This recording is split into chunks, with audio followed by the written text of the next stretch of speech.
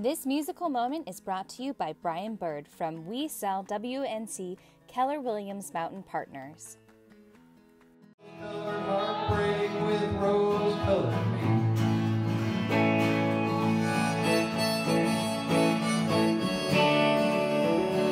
Hi, this is Brian Bird, and I love Hendo. I love this town, I love our community radio station, and I love all of the locally owned businesses that have taken the Safe Hendo pledge while encouraging the community to embrace the 3 W's. Wear a mask, wait 6 feet apart, and wash your hands. Brian Bird is a local real estate agent, still doing what he can to support local restaurants in town. These are our friends and neighbors. And, we're going to do anything we can just to help them get through today. My name is Brian Bird, realtor with the We Sell WNC team of Keller Williams Mountain Partners. If you want to learn more about real estate or this community, email me at Brian, that's Brian with a Y, briansellswnc@gmail.com, or visit WeSellWNCteam.com. Live and in person, but this will do for the time being. I am Mayor Carmody, and this is a song I wrote called Clean My House.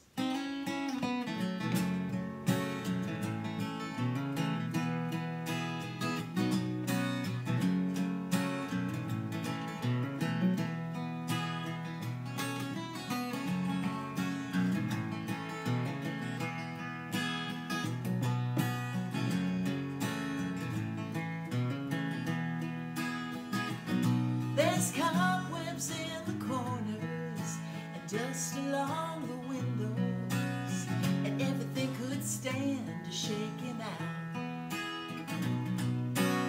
That's how it's looking 3 months since you left me, and I'm thinking that it's time to clean my house. Well, I guess I let things go. I got caught up in the everyday. I let the situation go too far. I tried to make it right, tried to hold on tight, but I might as well trap lightning in a jar. Picking up the scraps of paper and regrets, no box is big enough to hold them all. What happens to the best of plans? Good love slips right through your hands, and you know it's you that's gotta take the fall, yeah.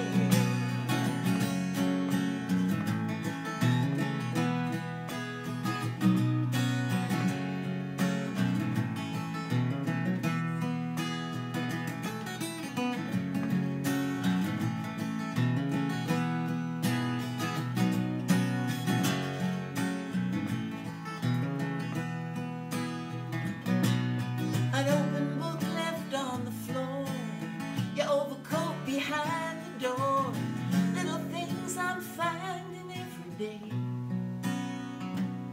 Well, now that you have set me free, I wonder what's in store for me.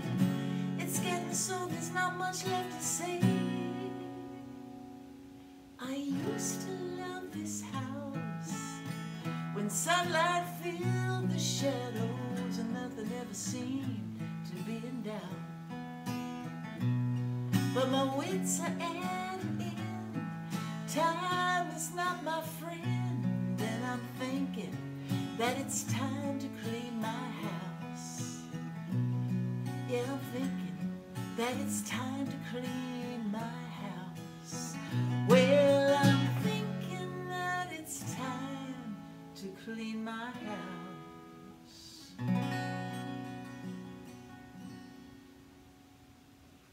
That is Clean My House, and I urge you not to take that title too literally. Yeah. I have no excuse these days. So a lot of times I take my dogs out for a walk, and it kind of helps to gin up some ideas for songwriting. And so this next one, my dog Isaac has co-credits on the writing. This is called Dream Best.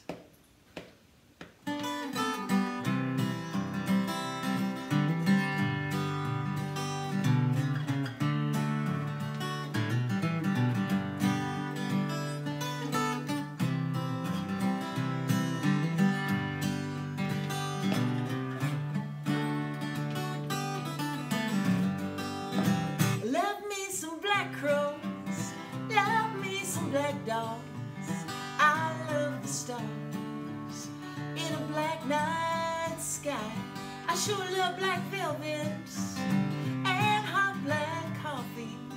I don't need to have one reason why. Love me some blue eyes and old blue Levi's, blue green water way down in the deep, blue ridge mountains and a wide blue yodel, blue shadows in to the nighttime creep. Oh yeah.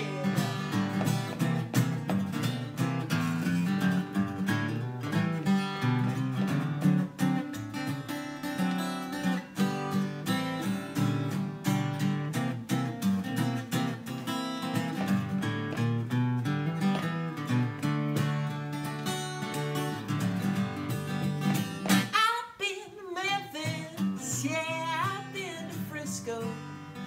I got good stories that I could tell. Now I am older, oh, but not much wiser. I guess I don't learn my lessons well. Sometimes I dream that we are dancing. Your breath I feel, your voice I hear. Sometimes I even dream in color, but I dream best when you are near. Love me some black crows, love me some black dogs. Yes, I love those stars in a black night sky. Sure love black velvet and hot black coffee. I don't need to have one reason why. No, I don't need to have one reason why.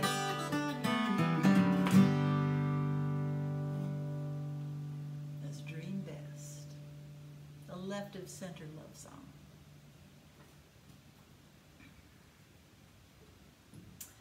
Well, thank you for tuning in. I got one more song for you. This is one that I wrote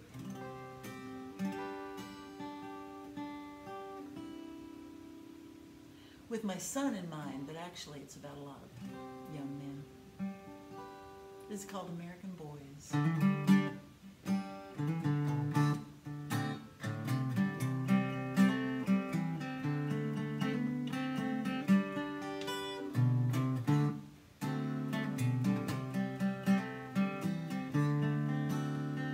American boys smoke cigarettes, tell some lies, hedge their bets. Serious matters they try to avoid. We love them American boys. We love them American boys.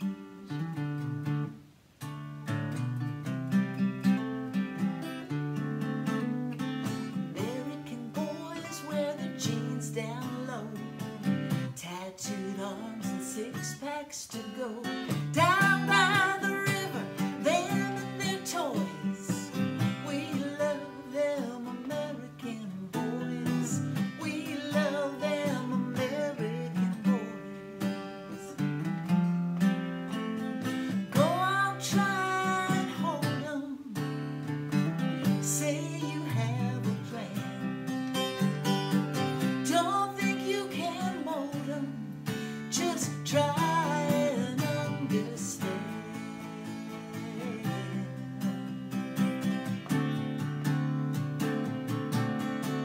American boys playing bands, stay out late, call when they can, make girls' hearts ache with joy.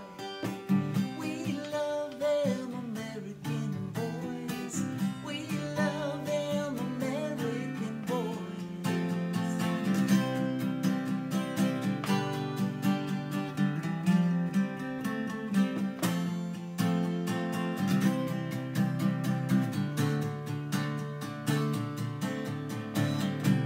Loud and rowdy while they're young, let everybody hear. Quiet as the years go by, waging war with fear.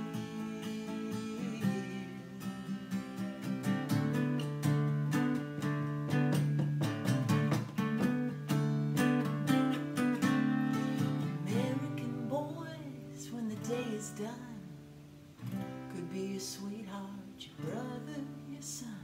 For the time that we're given, let us rejoice. We love them American boys. We love them American boys. We love them American boys. La la la la la la la la.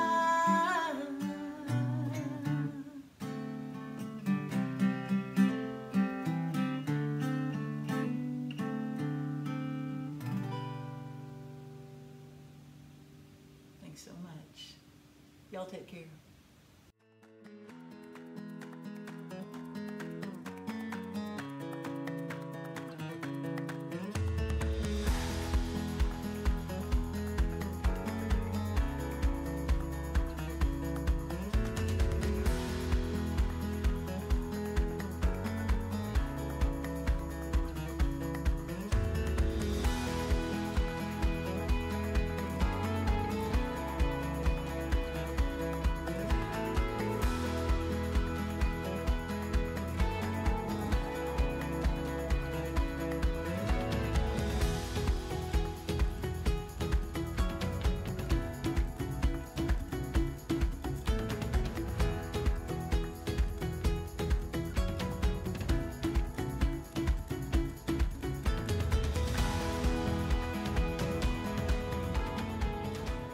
We live fairly remote up here. It is, we're up at about 3,500 feet, and we are surrounded by all the beauty of this area, all the animals and the creatures and the flora and the fauna. We have a beautiful stream going through the center of our property. Studio is located right next to the stream, and so that's certainly a nice environment to create. I learned a very rare Plique-Jour enameling technique years ago from a Russian artist who had actually helped to restore some of the Fabergé eggs in Russia. I was taught in the original glass and wire enameling technique. And he's no longer with us, but his work today is in the Smithsonian. From what I've been told, I'm considered the only artist known in the United States that's doing it in a hand-cut work. It's extremely rare to see. Usually I begin actually with stone, whatever stone I'm going to use, and then I'm inspired oftentimes by the stone and my own influences, and I'll design it around that. And so once I come up with a design, then what I do is I actually transfer the design and figure out how it's going to be put together, figure out the mechanics of it and how it's going to be constructed. And then I'll cut out patterns, and then I'll trace it onto a sheet of silver or gold. And then I'll do all the etching work as to where all the designs are going to be in the piece. It's quite a time-consuming process. You got to be extremely concentrated. I mean, it'll just, I've seen many a time up in the studio where I've seen the sun rise, and before I know it, I look up and the sun is setting. It's very intense work when you're designing a new piece. But anyway, once that is accomplished, then I'll do all the construction part, set any of the stones, and then at the very end, I will do the actual enameling process. One of the reasons that Plique-Jour enameling is considered a lost art is because it is so fragile. The slightest bend could crack the enamel. The panels can fall out. In fact, many of the pieces that are in the museum today have got damage that cannot be repaired. My clients, for the most part, want to wear their pieces. So I have figured out a way to use the exact same surface tension technique, however, use a more durable resin-based, and therefore, you know, the people can wear it, my clients, our customers can wear the pieces without the fear of breaking. And plus two, it can be repaired. Something for everybody. We literally have something for everybody. These pieces are heirloom pieces of collectible art to be worn and cherished by all that wear them. Yeah, a lot of the pieces, Linda had some basic designs. She had some bangles, and she had a couple designs. And what I've done is I've ended up creating 7 different styles. But then what I did, Linda was what I call the size 2. And I realized women are all different and bangles had to be snug. So I developed 8 different sizes of each style bangle, which nobody offers, you know, and that way there, a woman can find her exact size and be snug and fit. Plus they're affordable. Like I tell people, Linda's work, she has the art. What I have is art fashion.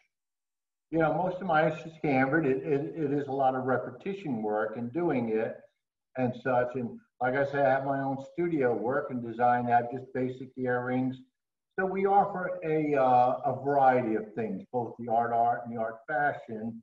And if I can use the word, price point, which a lot of people have trouble. And that's how we're successful. We set up usually 40 times a year doing, you know, shows and stuff. And that's how we offer something for everyone in our work. Growing up, I knew I always wanted to be an artist. I always knew that, always did. And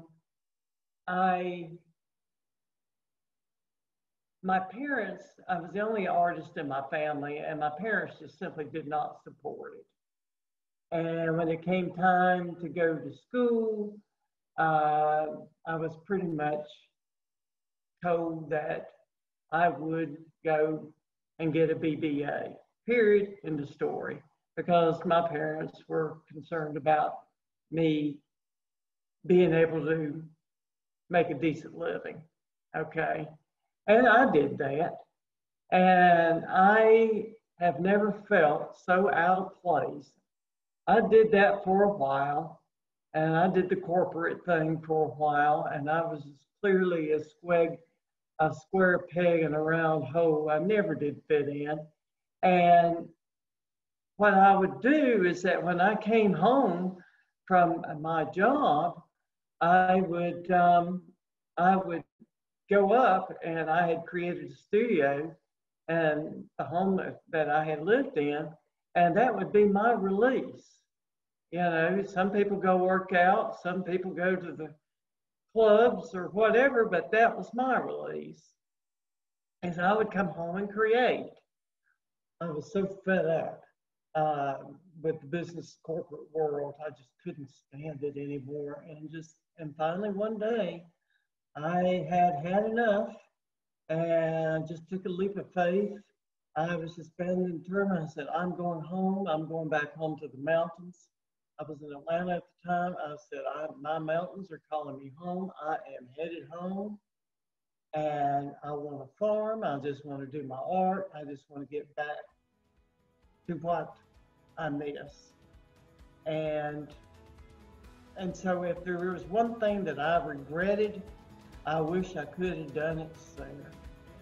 My name is Linda Caristo. This is my husband, Carl Caristo. We both work together at Caristo Jewelry Designs. Our website is caristojewelry.com.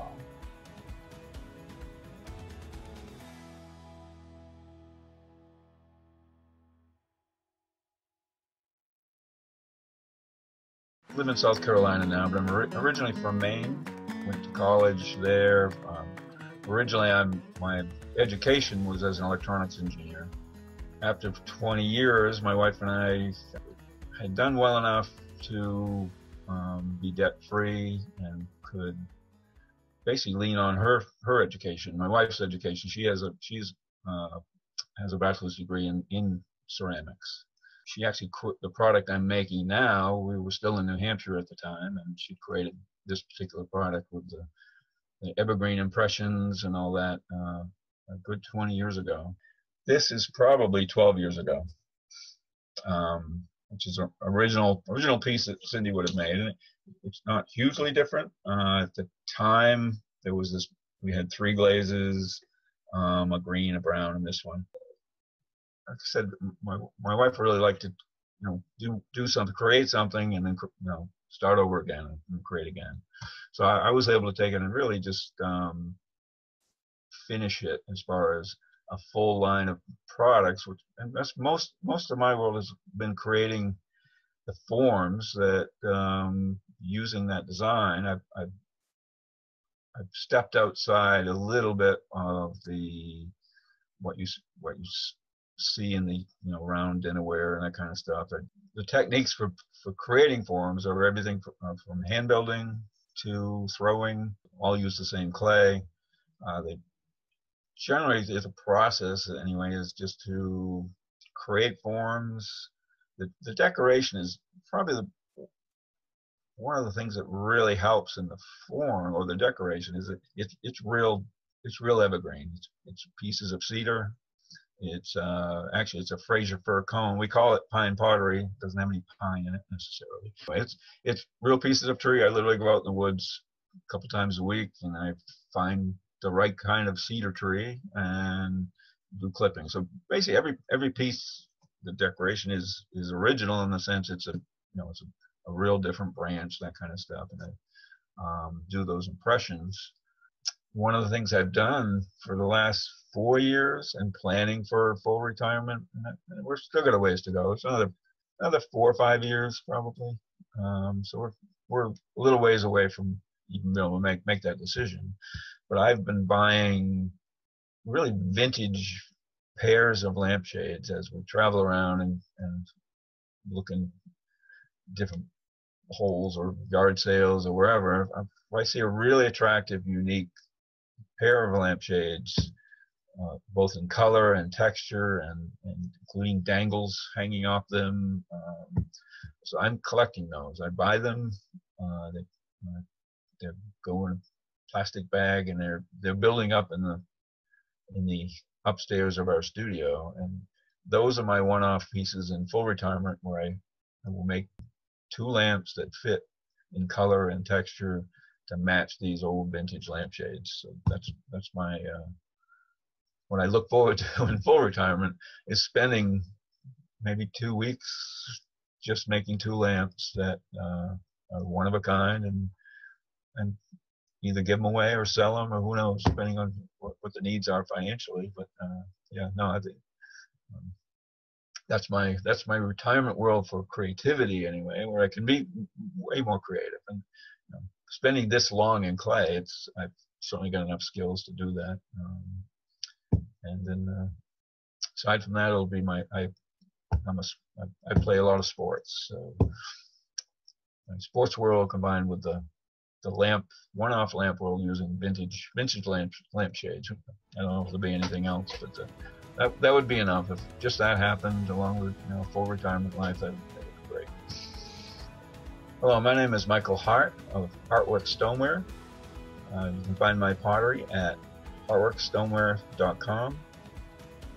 2 S's in the middle.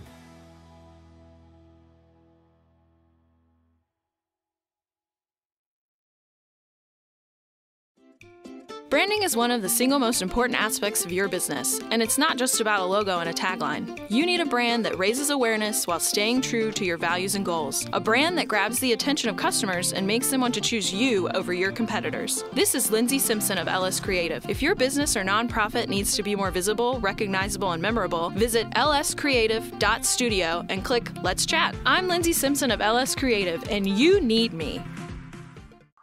I'm Barb Glassman, and I've been doing art shows for 35 years. And I live with this amazing man. He's my husband, by the way. Ah, there it is. Yeah. All right, so I'm Stuart Glassman, and I am a retired surgeon. I had been a surgeon for about 40 years. Actually 50 years. And, but I've lived up here in Hendersonville for 30 of those years. I started doing clay here in North Carolina as a hobby, purely as a hobby.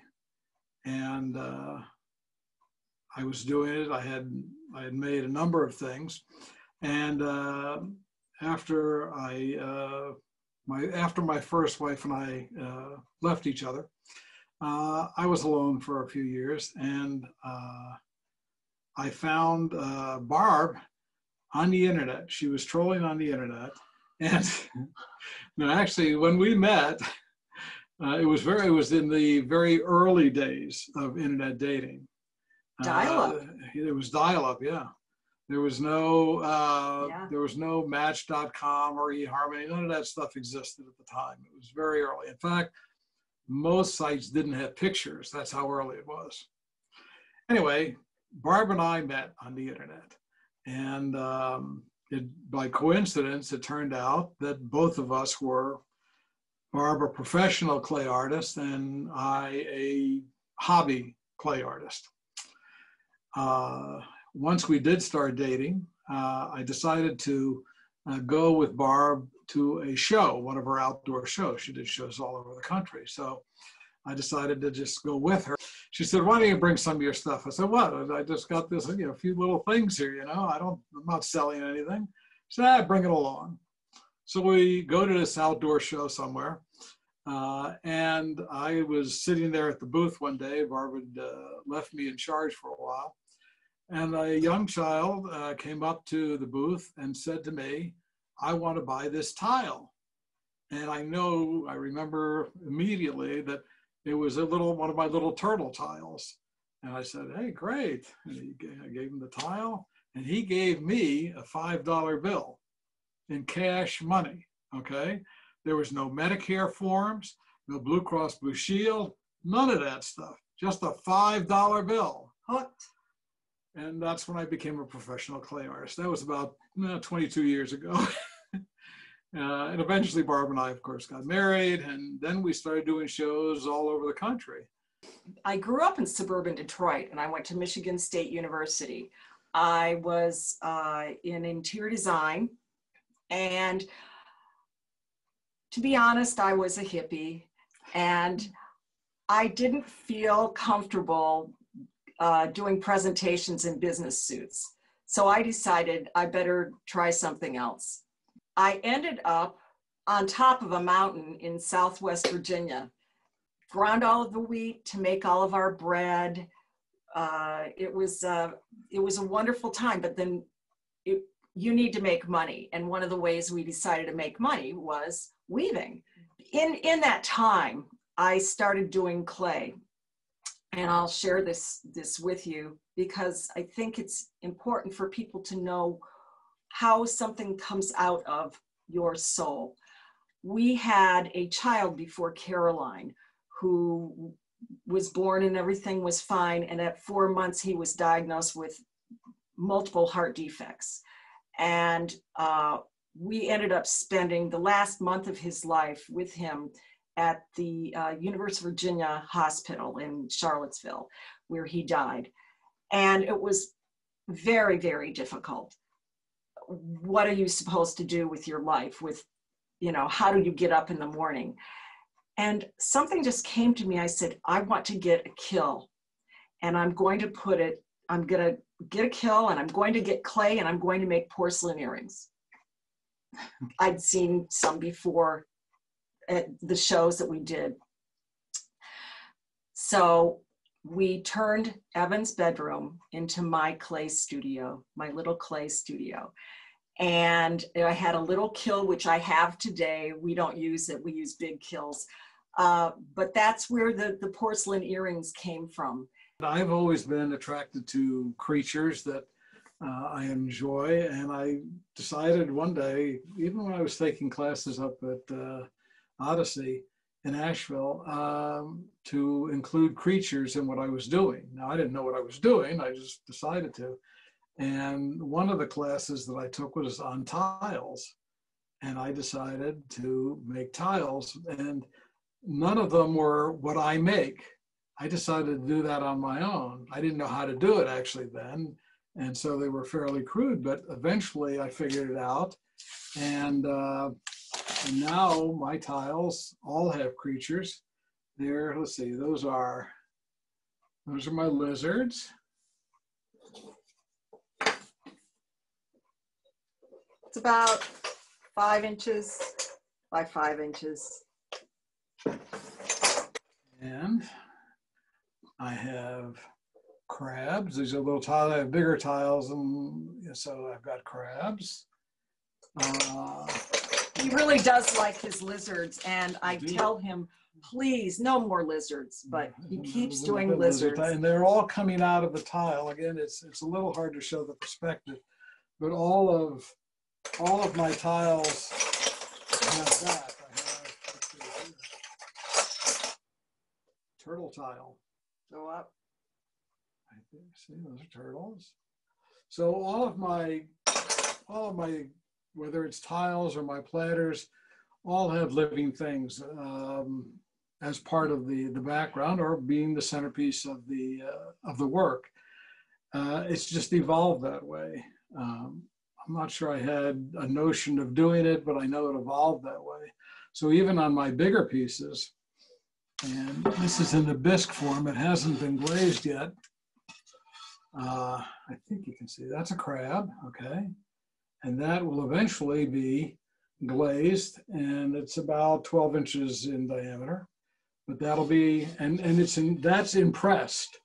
That's pressed down into the clay. My pieces are relatively heavy. It's a plate, but it's a fairly heavy plate because I push the crab mold into the clay, and you can't press too hard or it goes through. But the pieces have to be thicker to have that much of an impression in the clay. So that'll be glazed, and he'll be probably somewhat blue. But one nice thing about his pieces being heavier is that the thermodynamic properties of clay like this, if you put it in a warm oven and you put something you want to keep, they're all usable. They're food safe, dishwasher safe, warm oven safe, microwave safe. If you put the platter in the refrigerator, say you have chocolate dipped strawberries and you want to keep them cold, you put the platter in the refrigerator, put them on it, and it will keep them nice and chilled for quite a while. So it is kind of it's an added bonus. Yeah. Well, I enjoy making it, I enjoy selling it, and I enjoy the fact that other people appreciate my artwork. It's all over the world. It's literally, we've had a lot of European people that have been here at various shows around the country, and they've taken it back with them. So I think it's great. And you? I just like to make things, and I'm glad folks enjoy it. And it always feels good when somebody comes up to you with your object in their hands and says, I'd like to purchase this. I always say it's like pure capitalism. You get this raw lump of whatever, even if it's fiber, yarn, chunks of clay, you make it into something. You go out there, you show it to the public, they pay you for it. You've gone from the beginning to the end, kind of, and I just love that aspect of it. Hi, I'm Barbara. And I'm Stuart Glassman. Barbara and I are clay artists. We are Glassman Clay Works. At glassmanclay.com.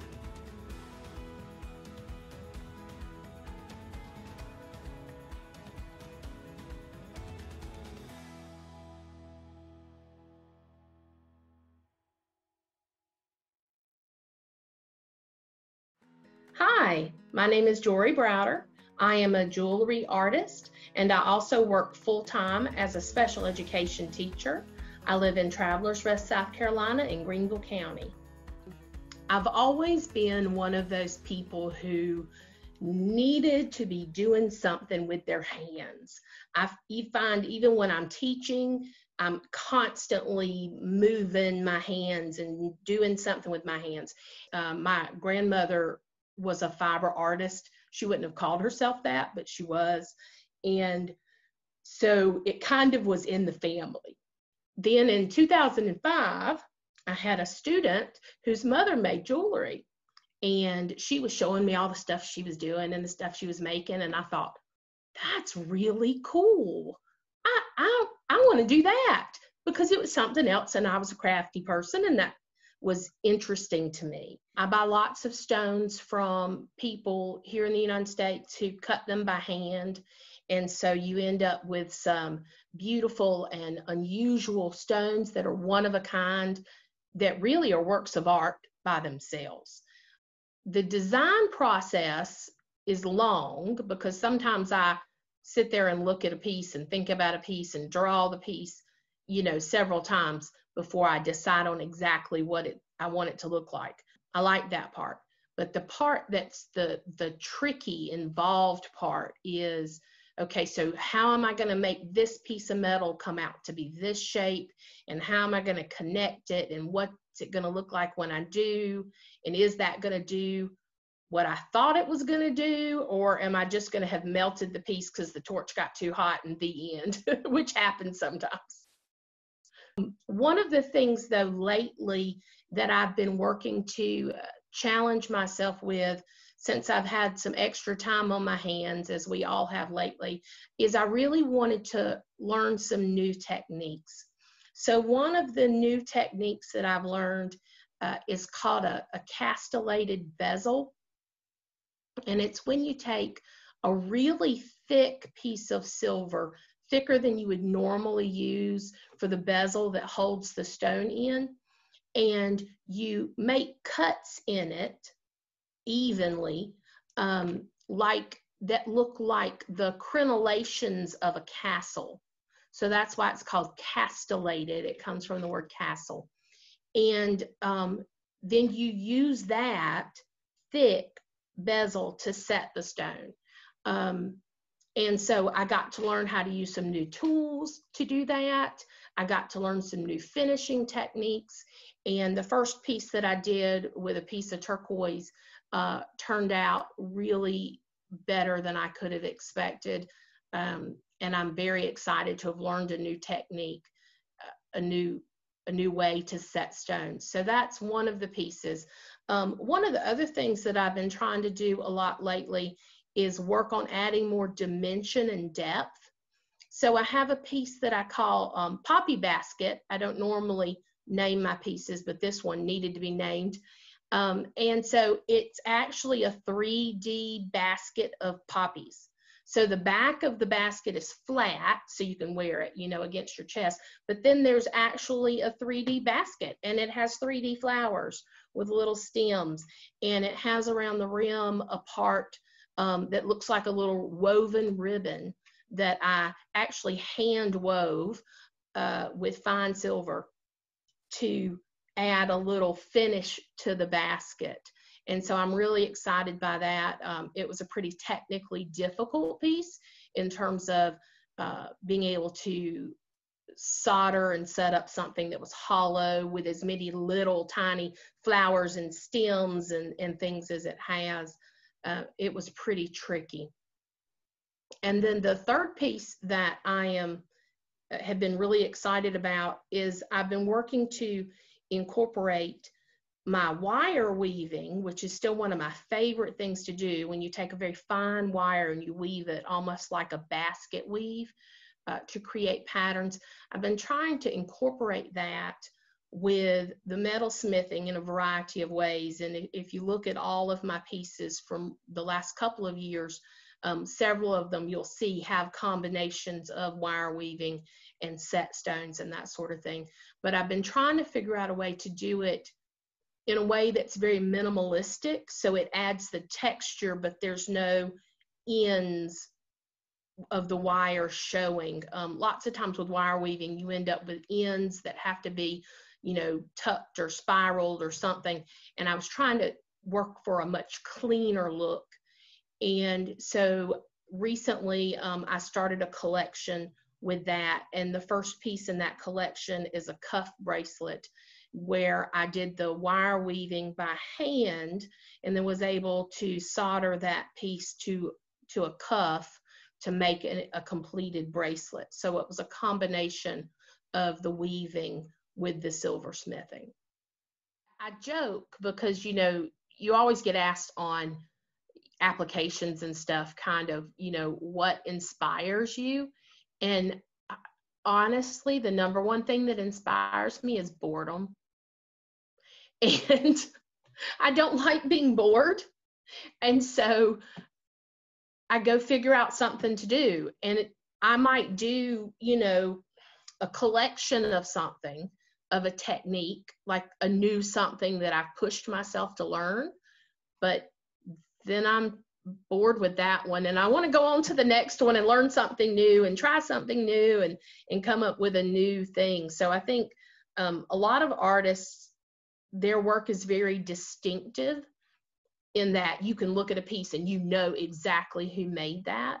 I think for me, some of the characteristics of my pieces are very distinctive in that I use a lot of texture and that I incorporate the wire weaving, which I think is a different type of a thing. Not a lot of people are doing that. I don't think necessarily my work all looks exactly the same either. And that's really a goal for me. I want to have work that looks different. I want to have work that is unique. I want to have work that is one of a kind. My name is Jory Browder, and I am the jewelry artist and designer behind JBJ Designs Artisan Jewelry.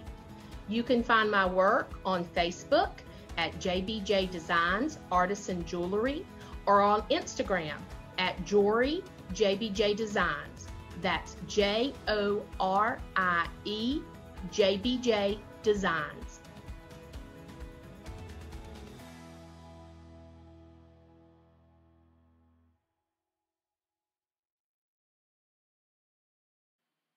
Our artist demonstrator for this segment is Cheryl Stippick. Cheryl Stippick has been in Western North Carolina since 1983 and has been a crafter all of her life. She is a member of the Blue Ridge Polymer Clay Guild and was juried into the prestigious Southern Highland Craft Guild. Cheryl is another one of our arts educators in our community. She teaches at the John C. Campbell Folk Art School in North Carolina and also teaches classes locally in Hendersonville. Cheryl not only works in polymer clay, but also does custom stained glass designs and teaches stained glass. Hello, my name is Cheryl Stippick. I'm going to be showing today working with polymer clay and how I cover handles of antique and vintage flatware and serving utensils. Polymer clay is a modeling clay that cures in an oven. It's a fun medium to work with, and I hope you'll enjoy this demonstration. Today I'm working with serving utensils and polymer clay. Polymer clay is a type of modeling clay that hardens when cured in an oven. There's many brands to choose from, but I like working with the Primo brand. Comes in many colors, but you can mix your own by using just these three right here. The clay is quite stiff when it comes out of the package, so it needs to be conditioned. It can be conditioned by hand, but I use a pasta machine to help with it, and it's good for color mixing as well as making sheets of clay that are of an even thickness. I collect unique vintage and antique utensils from estate sales, thrift shops, yard sales, wherever I can find them. They come from all over the world, and they're fun to go out and find. I like to use polymer clay to give them an upcycled facelift, so you have a little something fun on your buffet or dining room table. Depending on the type of handle the utensil has, I'll either cover it with as is, or like this wooden one here, I'll remove the wood and fashion a new handle out of base clay. Base clay is scrap pieces from previous projects mixed together. That way there's no waste. That's a nice thing with polymer clay, everything gets used. You can see how nice and malleable this is since it's been conditioned. I'll be putting the clay onto the utensil, just wrapping it around forming it until it creates a handle that I'm happy with. And tear it off, cut it off, just mold it, keep moving it around until you get a shape that you like, and then smooth it out really well. You want to get rid of all these seams and get a nice shape to it. Once it's the way that I want it, I'm going to put it in the toaster oven, since this is a small piece, at 275 degrees. That's what Primo clay cures at. Since this is rather thick, I'm going to be having it in there for about an hour to cure fully. Once I'm done with that, it comes out of the oven and it's cooled. I'll sand it with a coarse grade of sandpaper to make it nice and smooth, so I have a good working surface to put my veneer on. This has been sanded and cured, and it's nice and rigid. It makes a nice solid handle. Veneer are made from canes. Canes are different components of polymer clay that you create a log with them, and the different components lay the full length of the log, kind of like a sushi roll. The canes are then reduced by squeezing and compressing them to make the log smaller. And once it gets sliced, then it reveals the design, and the design will be exactly the same all the way through the entire log. To make the veneer, we cut the thin slices off of the cane and put them together side by side using a tissue blade, which is basically a nice sharp long razor blade, and just paste them together, put them down on my glass to stick, and I'll continue putting these together until I have the size that I need for my handle.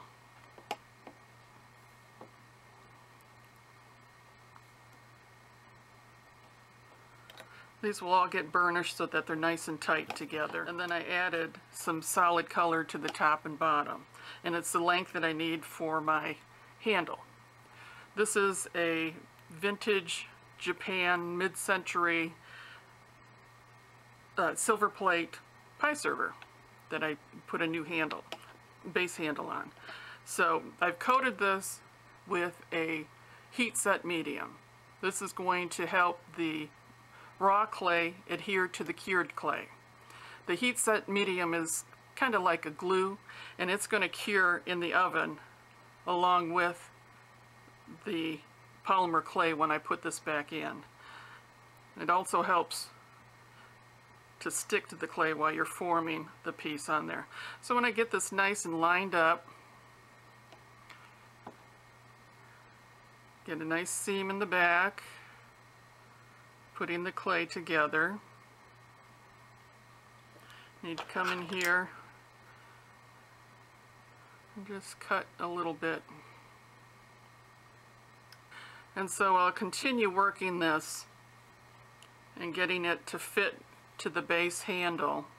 And once I get it to the way I like it and get it all smoothed out the way that I want it, it's going to go back into the oven, again at 275 degrees, but this time for just about a half an hour, since the veneer is so much thinner than the base handle was. Once it gets cured, it's going to come back out of the oven and cool, and then I will use a progressively higher grit sanding sponges to get it nice and smooth, and then I'll polish it to a high sheen on a buffing wheel. Here are some examples of some finished utensils. They really make a statement on the table. Polymer clay is a really fun medium to work with and can be used in many, many techniques. It can be used for sculpting, you can carve with it, and you can make jewelry as well. I hope you enjoyed the demo. For more information, contact the Blue Ridge Polymer Clay website. Cheryl's work can be seen at number 7 in Brevard. You can also visit her website at Cheryl Stipik, stainglassdesigns.com. Well, I grew up in South Carolina, mostly in Anderson, and my father's side of the family was from Massachusetts, and my mother's side was from South Carolina.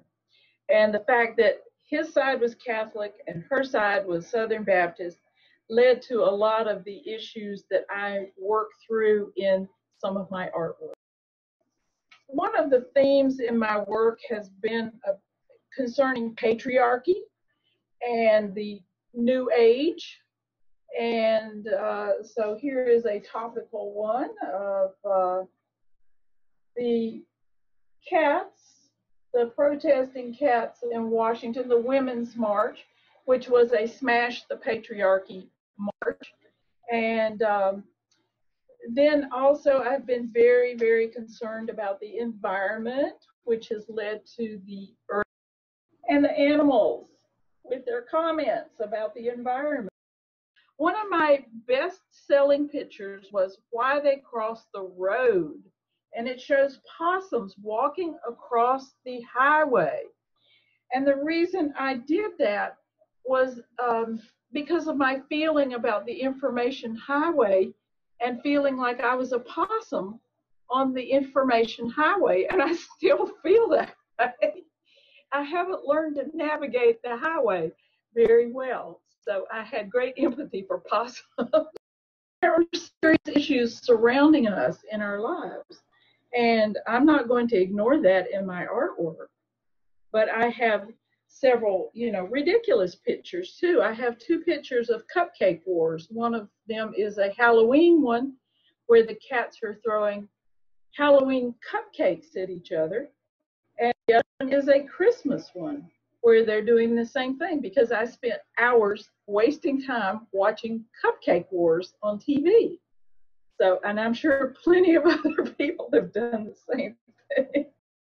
Asheville had first night celebrations on New Year's Eve, and we would go downtown and there would be venues, and there was a Beatles tribute band playing at the beginning of 2001. It was so cold outside, we spent hours inside the ACT Theater listening to the Beatles tribute band. And it was about a month later that this idea popped into my head of Abbey cats. That's the nickname for Abyssinian cats walking across the road, just like the Abbey Road album. And then I realized most people don't know what an Abbey cat is. You have to be a cat fancier. And so it wasn't long until Tabby Road popped into my brain. And that gave me the option of doing different kinds of cats and playing on the Abbey word with Tabby, and that has been my all-time best seller.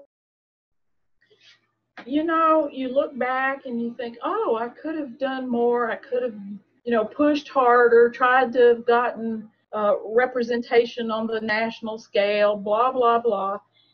And I don't regret that I didn't do that. I want to do what I want to do. I have done pictures that hardly anybody has liked. Ishmael in Asheville, a gorilla holding a copy of Ishmael. That is one of my favorites. And very few people respond to that. But I did have a professor at UNCA who liked it and ordered cards. And that little thing excited me more than seeing a bunch of just ordinary stuff selling. I'm hoping that my work will live on after I'm gone. And they are my offspring, even though I have a son. These are my babies. And I hope they go out in the world and are speaking to people. And years from now, there will be people who will want to know, why is that constellation of Cygnus in there? Why is the constellation of Pegasus in there? What's that all about? Yeah, I would love to have that kind of legacy, that people get interested in what that's all about. Hello, I'm Elizabeth McAfee. My business is Elizabeth McAfee Studio. Currently, you can purchase my work through the Art Mob in Hendersonville, North Carolina, and the Crest Emporium in Asheville, North Carolina.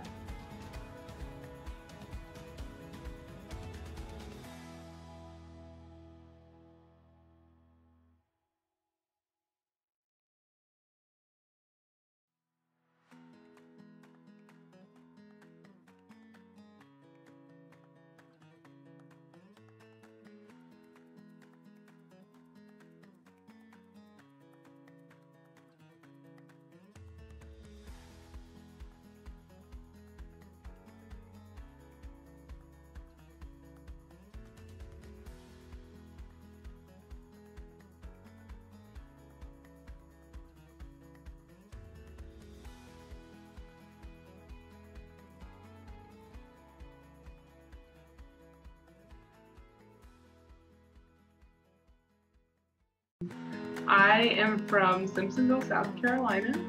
I am a counseling student at Clemson, so I'm doing my master's right now. I want to work with adults with special needs and older populations. And then someday I'd like to open my own practice actually where I can have like a studio for clients to create, but they can also be receiving like counseling services and stuff like that. But that's long term. I was majoring in art and psychology at Berry, and I had to take a printmaking course for my major. Didn't want to do it, wasn't happy about it.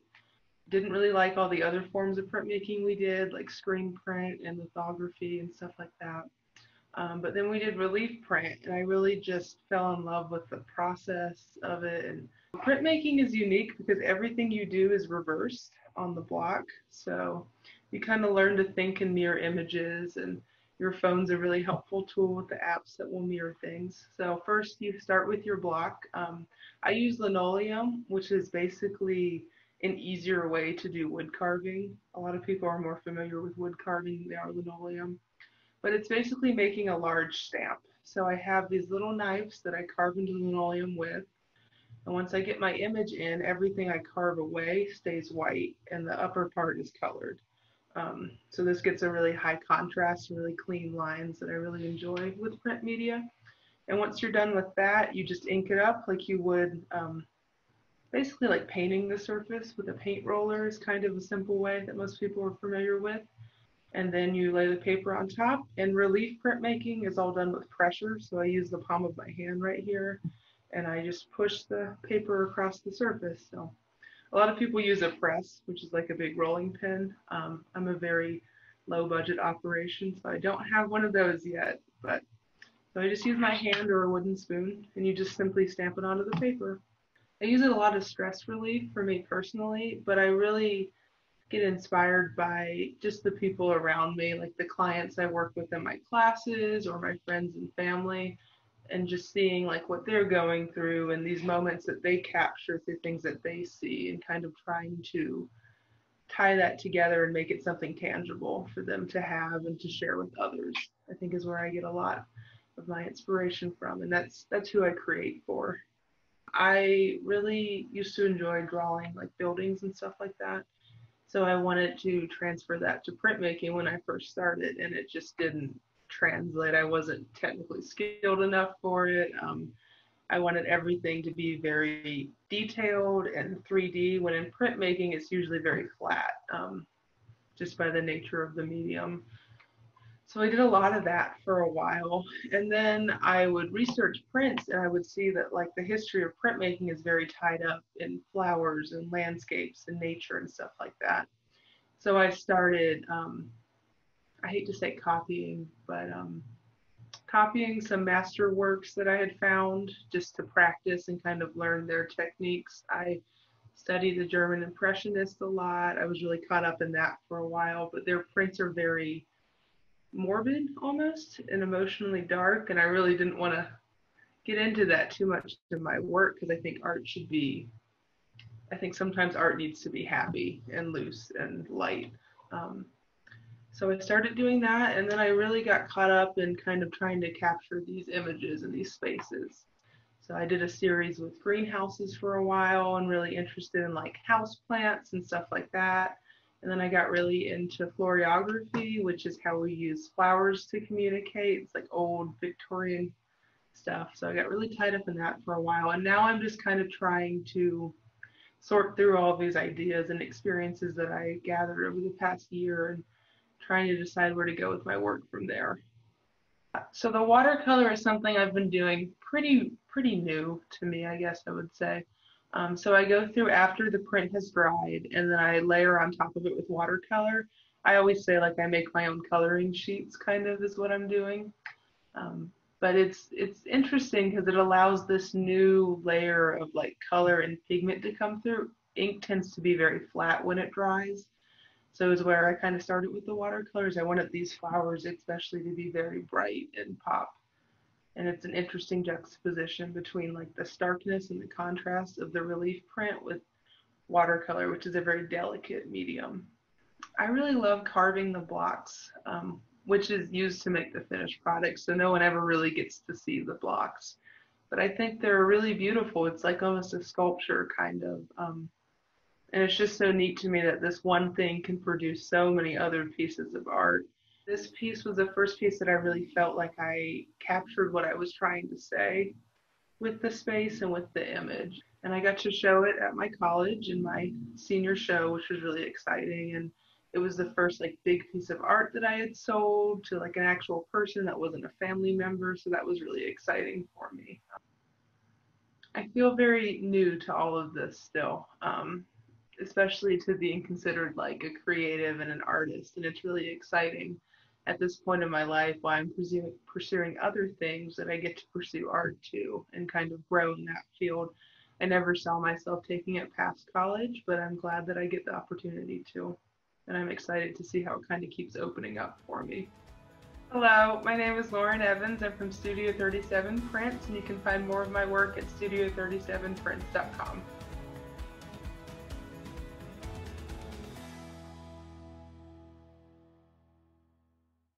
Well, I've been a weaver, fiber artist, mixed media person since I had my first sort of lucky occurrence, and I got a free loom in 1969 at college at Michigan State University, and went down to Detroit and got it and hauled it back to East Lansing and set it up in the dining room of a house we lived in off campus and started fooling with it, and everything grew from there.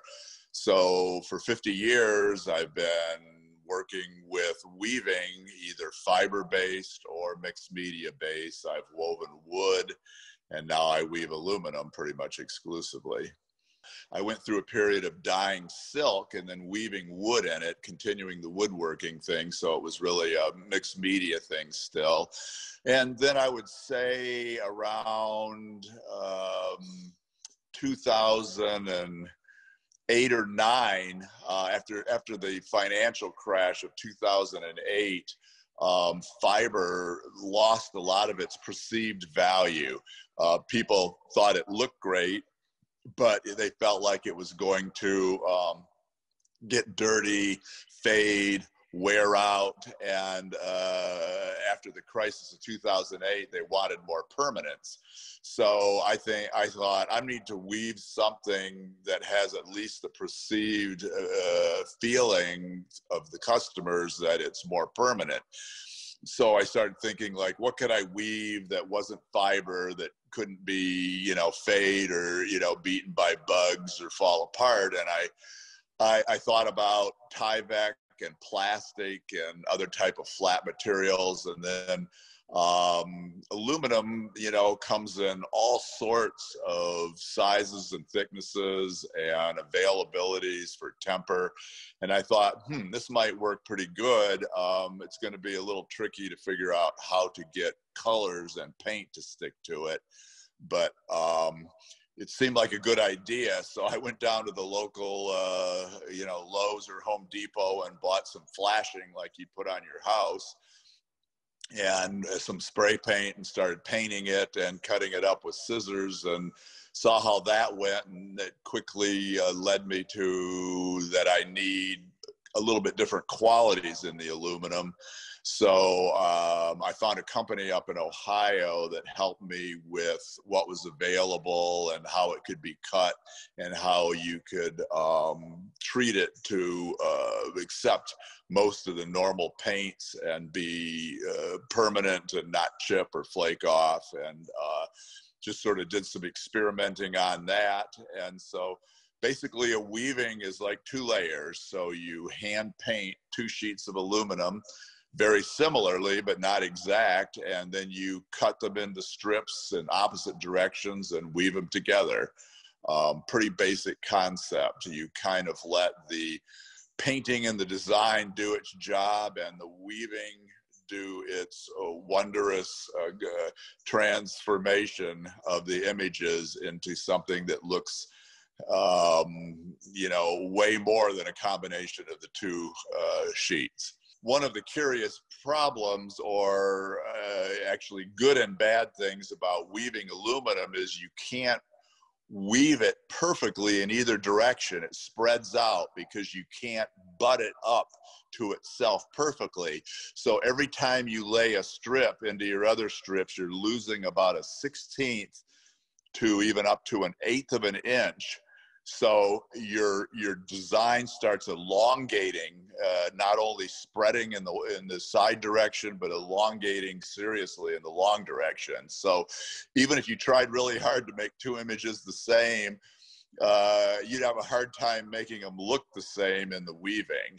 You know, when I moved to West Virginia in '73, I lived in a couple of tar paper shacks, and I had to find a new place, and I lived for 20 some years farther out in the country on 60 acres. It was an old farmhouse. I built a 24 by 24 foot studio there, and that's where I did a lot of my work from the 70s to the early 90s. I built this studio that I'm sitting in now in 1994. It's on 6 acres, right on the town-county line outside of Abingdon, Virginia. This building is 3,600 square feet with 2 floors, 1,800 square foot each. I had a wood shop. I have a complete furnished executive apartment downstairs. The top floor here, which is 1,800 feet. At one time, I had 9 looms in this space. You know, I've changed it throughout the years to be more functional in terms of what type of weaving and what my challenges were and what I was going to make. It's got a huge bank of north-facing windows that are 4 feet wide and 6 feet tall, so tons of natural northern light. I've got a 40-foot table to work on here, 4 feet wide, where I do a lot of my painting and where I dyed all my yarns for years. It's got 20-foot ceilings, great acoustics. My gallery here is very nice, shows the work well, is well lit professionally and open by appointment. So it's great for creative inspiration and a great showcase to allow you to live among your work in a very refined space. Growing up, you know, with a lot of other artists and craftspeople, was a remarkable lifestyle, and that goes a long ways to making you feel like you belonged to a member of a community and a group of people that had a vision, stuck with it, went through good and bad times, and you know, all came out at the end with better people, better accomplishment. So it was that was a really exciting process from that standpoint. As far as the work itself, I've always gone to museums. I've always looked at the history of artists and the accomplishment in all areas of art, and tried to discover a sensibility of vision and dedication to quality and creativity, you know, that I think is present in all artists, whether or not they become famous or how accomplished they become. One thing that I've done through this whole 50 years is I didn't stay real long in one place. I might have worked one idea for a while, but I added other ideas to it as I was going along. You still have to pay the bills and feed the cats. So, you know, like I said, it was a bit of a job and endeavor. I mean, I did it to make a living, and I did it to be independent and to be creative. Hi, this is John Gunther. I'm here at my weaving studio gallery in Abingdon, Virginia. It's Gunther Contemporary Weaving Designs. And if you want to see my work at my website, go to guntherweavings.com and enjoy the work. Thank you.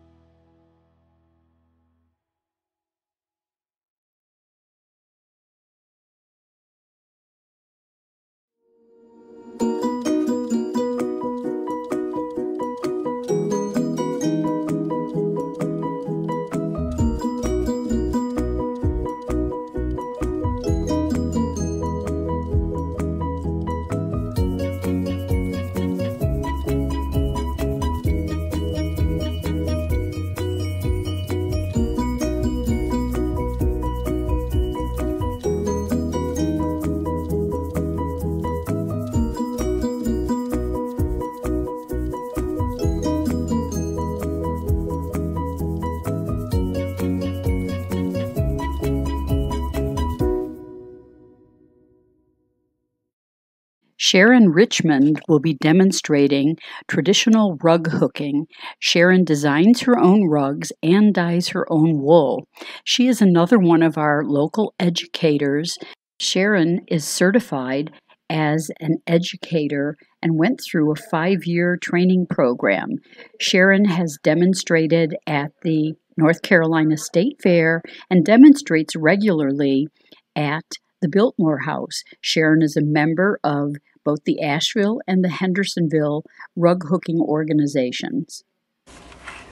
Hi everyone, my name is Sharon Richmond. I am working on a traditional hooked rug. The history behind hooked rugs is fun. It is indigenous to the United States and maritime Canada. It started 200 years ago. Before that, if you wanted something for your floor, it was often sand where they would make a design or paint it, but they were cold. So hooked rugs were invented about 200 years ago to warm up your floors. They were utilitarian. Most of them started as a burlap feed sack. Today I am working on a design. I seem to be in an animal phase. This is Maybelline. She's one of our guard donkeys from the Biltmore. We use them to guard our sheep and chickens. We have lots of guard donkeys on the Biltmore estate. They are if they're by themselves in a field with other animals, they are very protective. In fact, you don't want to go into a field where a donkey is by himself because he might think you're a predator. Maybelline is not very good at her job. She'd rather be friends with the guests. She's quite charming. I have her supposedly guarding some sheep, and then there's a little fox here that's just waiting for Maybelline to be busy talking to the guests. I use dyed wool. This is what I'm going to be using for my green. And then here's some browns that I have used for Maybelline's face. I have a cutter and I cut them into strips. I can make the strips fatter or skinnier depending on the design. how much detail I want. Here is my simple hook. Probably the first hook started out as a nail, and then the husband just turned the tip under. It's a wonderful art, very relaxing, very creative. This is fun. This is a plaid that I have. I bought it as a plaid. When I cut it, I have dark spots, light spots, green spots, and so the tree is what I used the plaid for. So you can see all the different shades, and when I finish a rug, I wrap it in wool, which I have dyed. This is wool yarn, which I have dyed, and I wrap it around. Rugs on the floor, the edges get the most wear, so this is a very durable way to finish off my rugs. This is, some of you will recognize this, this is Bearwella Baptist Church. You've probably passed it many times and didn't notice it. It's a very old church in Girton, North Carolina, on Highway 74. If you look at wool under a microscope, it has barbs on it, and it grabs the hole just like Velcro. So that's why it stays. If it was silk, silk is smooth and shiny, and there'd be nothing to hold on to it, and it would just slip through. So as you can see, it is time consuming. I am a slow hooker. I'm also a high hooker. Usually you pull the loops up however wide the strip is how high you pull it up. I probably pull it up higher than I need to. I use more wool, but it's also more durable because I have more wool. I've tried to make lower loops, but this is what my brain does, and this is what happens. But they're consistent. Rug hooking is not a dying art. More and more people are discovering it. In Western North Carolina, we have quite a few rug hookers. No gentlemen yet, but there are quite a few nationwide. It is we have 2 guilds, one in Asheville and one in Hendersonville. And they're very active. We've had shows.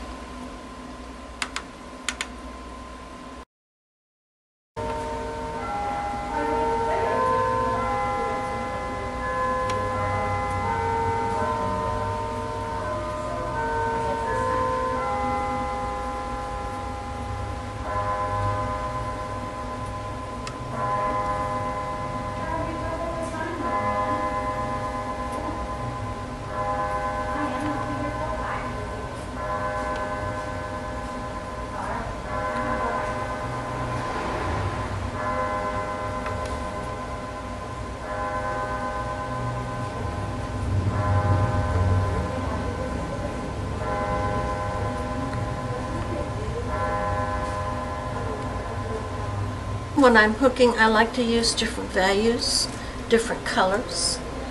A donkey is not one color, it's many colors.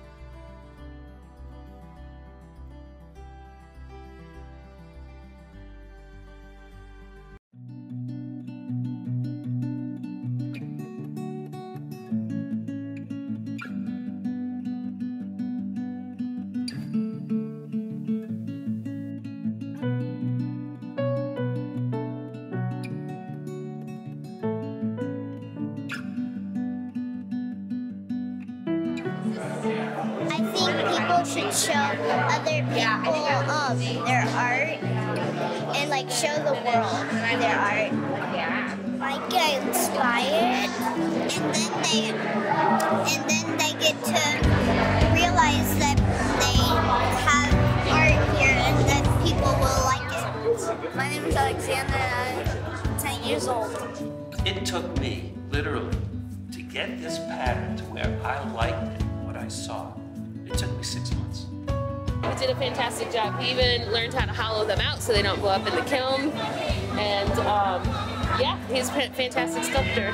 Wings, the tail, and the beak with a line for the mouth, and I made the eyeballs blue. So how does this apply to what you're learning in school? It's like area, perimeter, and shapes.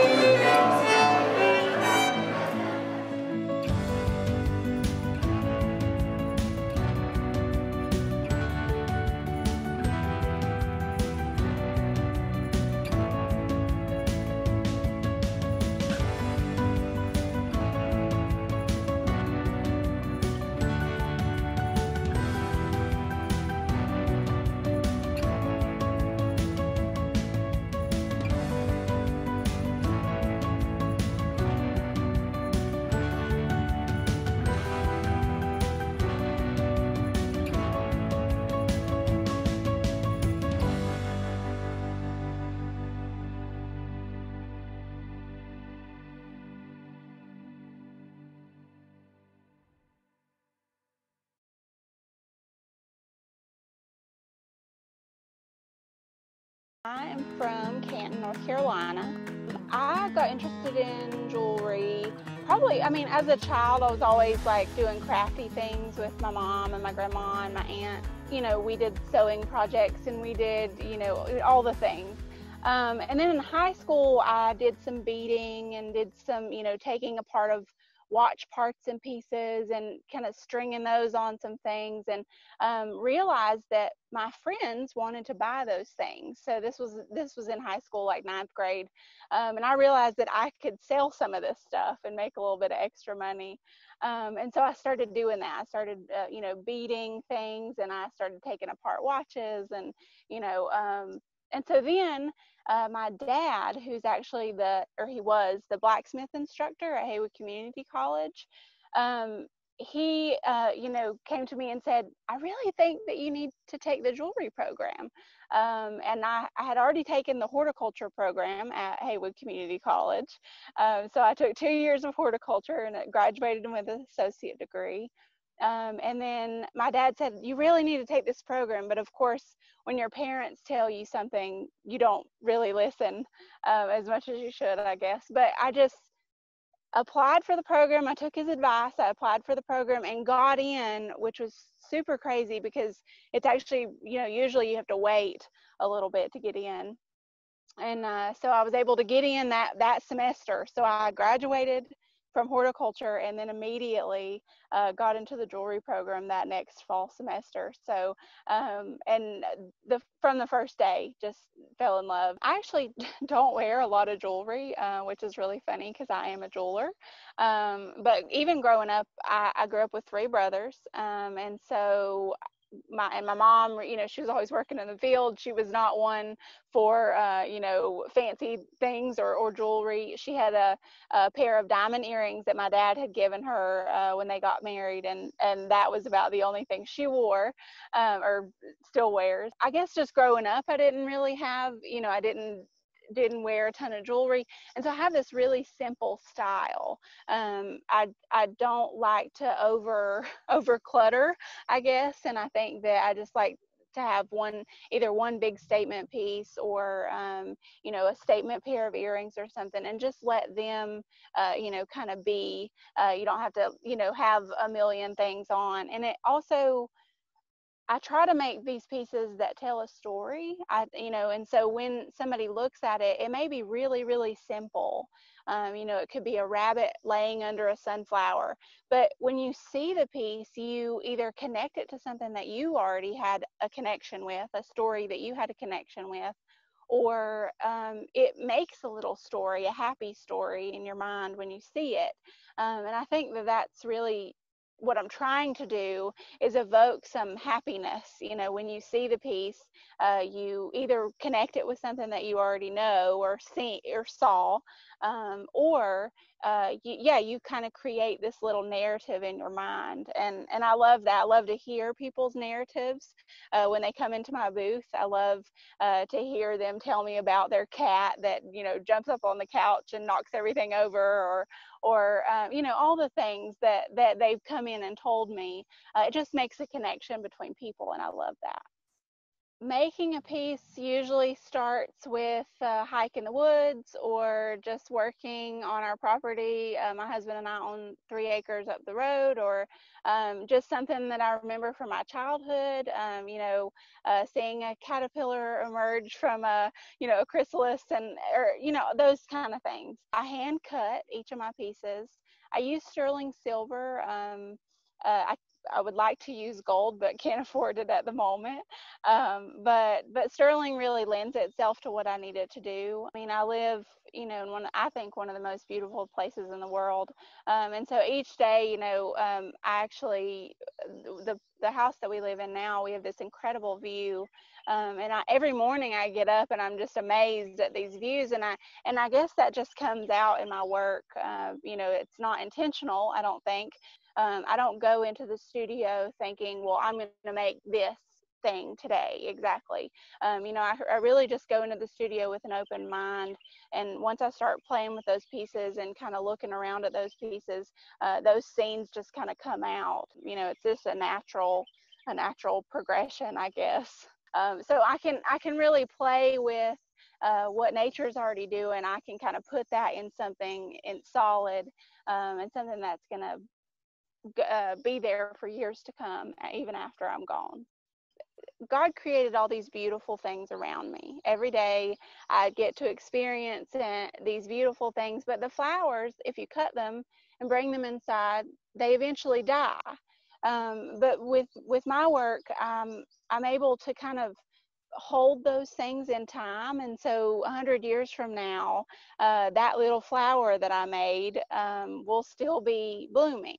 And I think that there's just kind of a quiet peacefulness about that, and just a quiet happiness, that the flowers that you pick, or the rabbit that you saw, none of those have to go away. They're always kind of there in their own little story, just kind of happy in their own little place. Hello, I'm Becky Smith with Becky Smith Jewelry. You can find more of my work at www.beckysmithjewelry.com.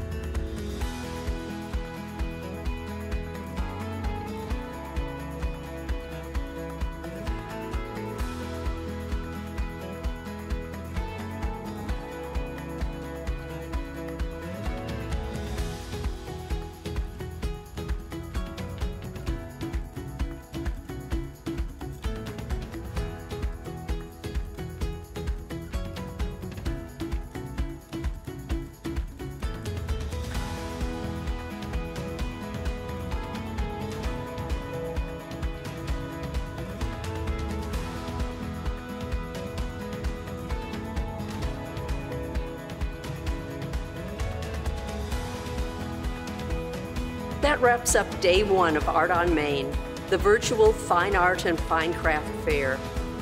Thank you for taking the time to support the arts. Tune in tomorrow morning for our award ceremony at 11 a.m. Have a wonderful evening. and we will see you tomorrow.